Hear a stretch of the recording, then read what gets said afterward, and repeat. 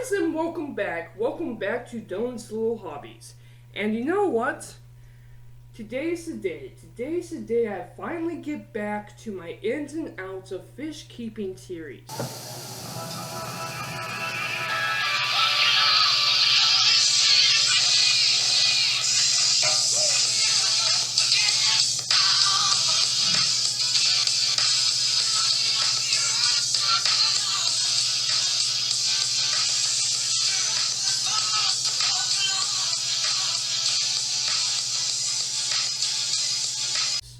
So, about 2 or really 3 years ago, I started up a series on my channel, and I made like 5 videos and uploaded maybe 3 of them.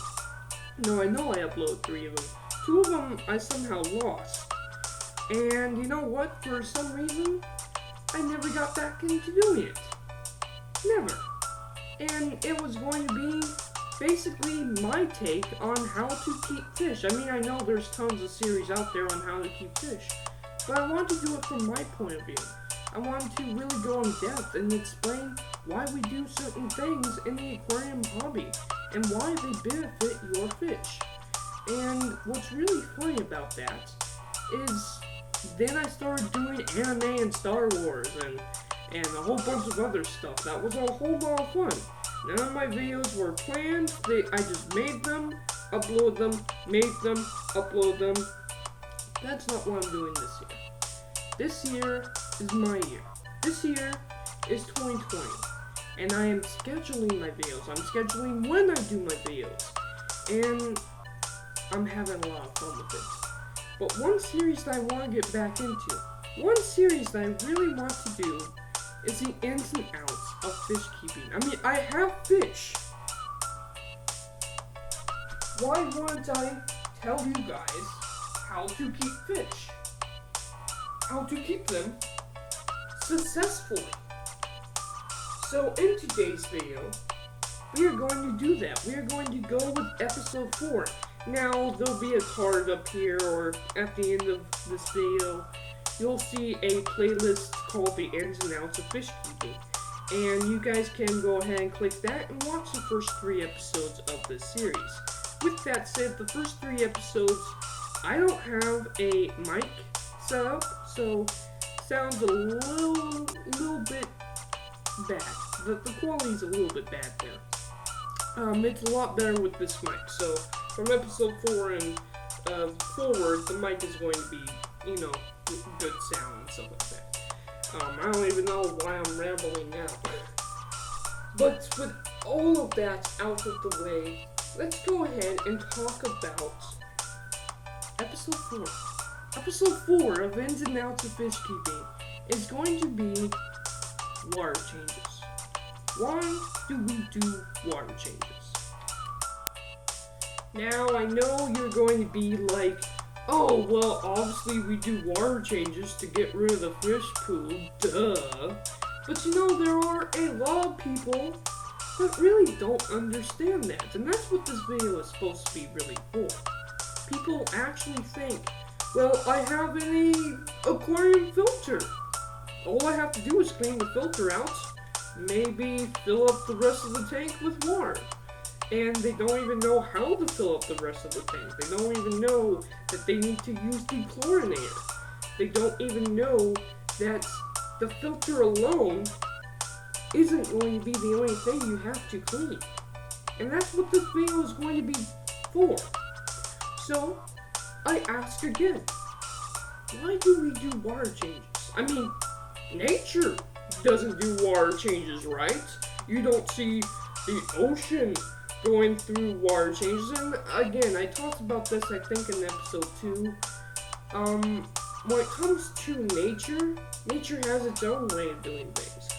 Our way is actually copying nature. We are bringing nature into our homes through aquariums. Nature actually has filtration.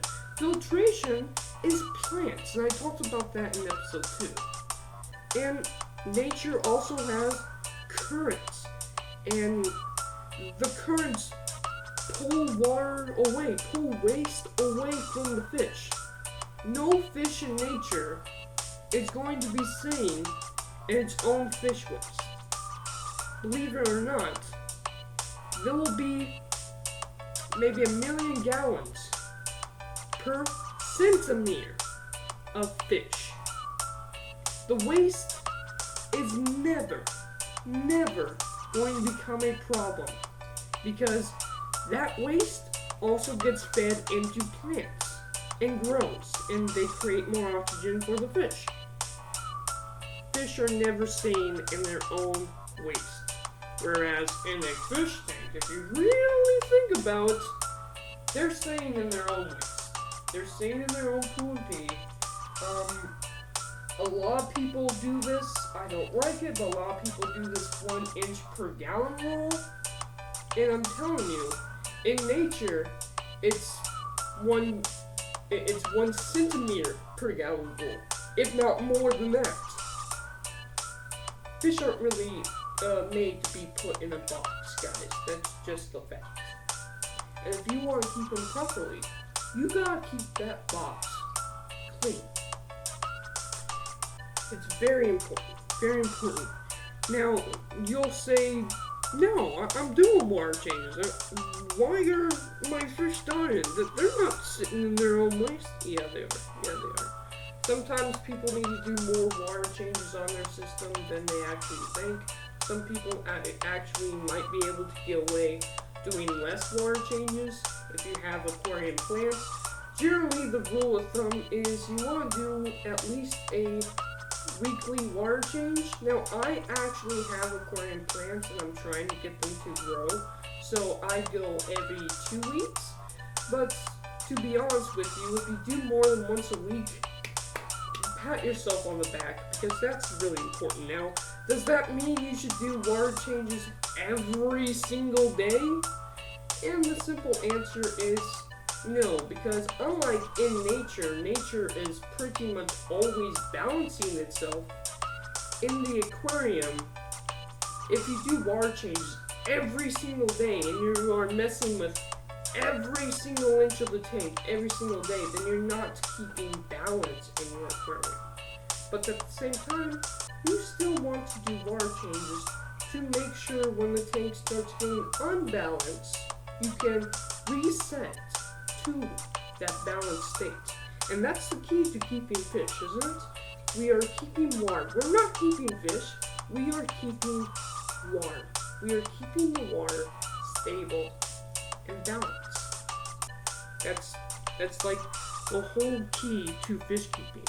Now, what's also really interesting about doing water changes is, and a lot of people don't realize this, you know, there's certain parts in the water, there's certain elements in water, sometimes like metals, like iron is really good for plants. There's just certain things in water that fish actually use. They use up oxygen, they use up, there might be elements in the water that really helps the fish's scales, and I'll talk about that in a second. That's actually called aloe vera or something like that. It's a plant. You'll actually find it in a lot of water conditioners. You'll find it in a lot of water conditioners. But with that said, the fish use that stuff. That stuff gets used up. And then what? It goes out in waste. What happens when the water is cleared of that? Your fish is going to die. By doing a water change, not only do you clean out that waste, but then you're replacing those certain elements that might be really good for your fish and plants. And that's really, really important that you do that. Also, okay, so you have an aquarium filter. Okay, so you clean the aquarium filter out, and then you just fill up the rest of the tank. But here's the problem. It's still in the system. That fish waste is going through that filter.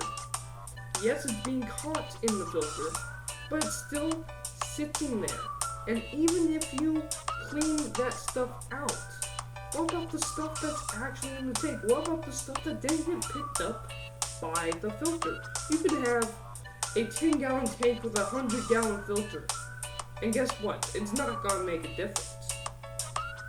Fish waste is going to be in the tank. What doesn't get swept up by the filter is going to sit there and pollute your water. Are you really not going to do a water change? Are you really not going to clean that tank out for your fish? That's really, really important, guys. Really, really important that you have clean water for your fish. But with that said, you'll come into the issue of chlorine and chloramines. What the heck are those? Well, the fact is, we humans use certain chemicals to clean our drinking water. The water that you use out of your tap water most likely has chlorine or chloramines in it. It's alright for humans, but it will kill bacteria. It's made to kill bacteria. And the fact is, in the aquarium, you have bacteria to keep your fish alive. You have the biological bacteria, the biological filtration in your tank to keep your fish alive. What if you kill that? Okay, that's what chlorine and chloramines are going to do. What if you actually put that into your tank and it kills your fish? What then? Chlorine and chloramines are going to end up killing your fish too. Your fish and your biological filtration. That's not good. So what do we use? We use tap water conditioner. Tap water conditioner, it's actually like the most handiest thing in the aquarium hobby. Sure, it gets a little bit expensive, but you never, ever, ever want to do a water change without tap water conditioner. Now, there are some places, like me, I live in Arizona, and I have a well, so I know what's going into my well. And it's no chlorine or chloramines, I can promise you that. So, I can pretty much get away without using tap water conditioner. But there is a reason why I actually still use it. I got it right here. There is a reason why I actually use it. It coats and protects scales and fins. Makes tap water safe, removes chlorine and chloramines, and it has all of I can't say that plant right, but it has that plant in this, and it coats and protects scales and fins by actually putting this into your tank, even though I don't have to use much because I don't have chlorine and chloramine. By pouring this into my tank, I can help the fish's immune system. I can help them with their slime coat. What is a fish's slime coat? Have you ever touched a fish and it ended up being a little bit slimy? That's because it has a slime coat, and that's really important to its immune system.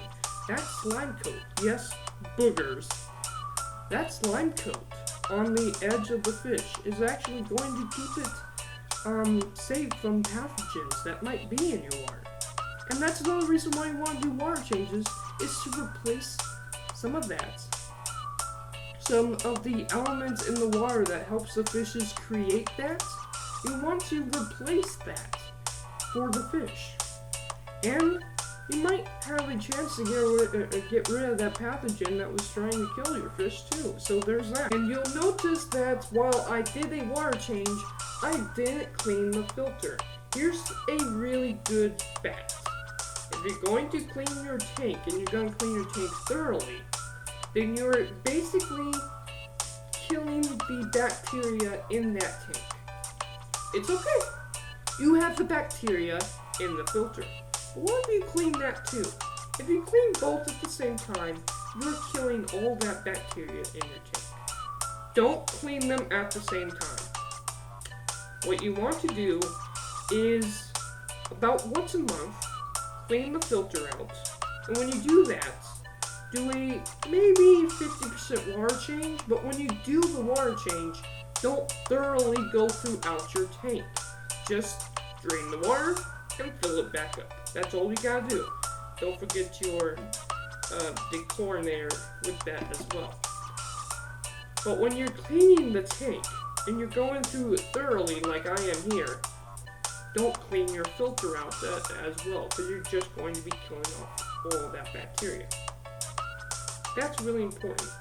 Well, that is about it for this video. I hope you guys enjoy it. I hope you guys learned something about how to care for your fish. I plan at least one of these every single month. I might do 2 here and there. I might switch it up and do something on my cats, because I actually have cats. But with that said, that is this video. Thank you guys for watching, and I am out.